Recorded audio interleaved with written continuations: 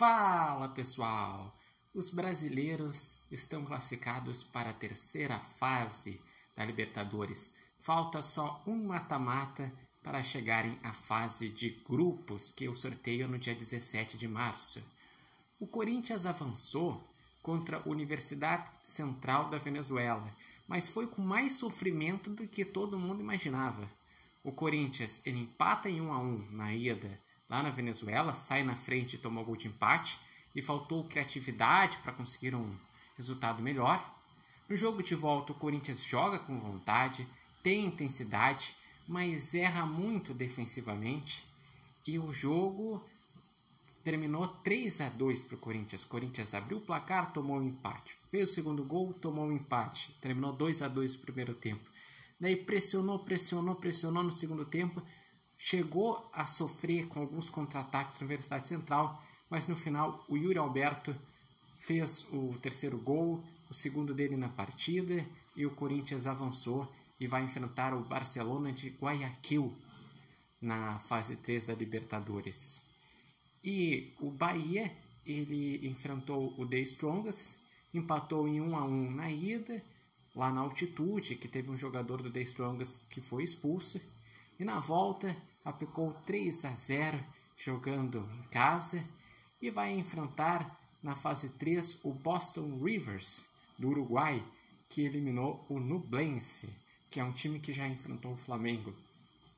Mas essa fase 2 teve algumas surpresas.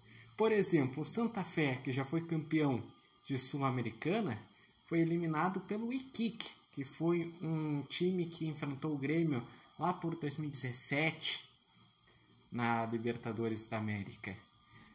Tivemos o Alianza Lima de Barcos e de Paulo Guerreiro avançando contra o Boca Juniors, que é o time mais conhecido quando se fala em Libertadores da América. O maior campeão é o Independiente, com 7 títulos. O Boca é o segundo maior, com 6. Mas o Boca é muito tradicional. E como ele foi eliminado nessa segunda fase, nem Sul-Americana ele vai pegar. Porque para pegar a Sul-Americana, tu tem que pelo menos ter chegado à fase 3 e ter sido eliminado na fase 3. E realmente é uma grande surpresa. Também ainda falta a definição do confronto entre Tolima e Melgar, e Cerro Porteño e mais um time que não consigo identificar aqui pelo símbolo. E a Libertadores da América, como sempre, é bastante traiçoeira. É uma competição que precisa jogar em alta intensidade, ter muita qualidade. E os brasileiros fizeram o seu dever. O Corinthians com mais sofrimento, o Bahia com mais autoridade. Mas agora falta apenas uma etapa, que se os dois passarem, daí teremos 8 brasileiros na fase de grupos, porque já temos 6 que já estão na fase de grupos.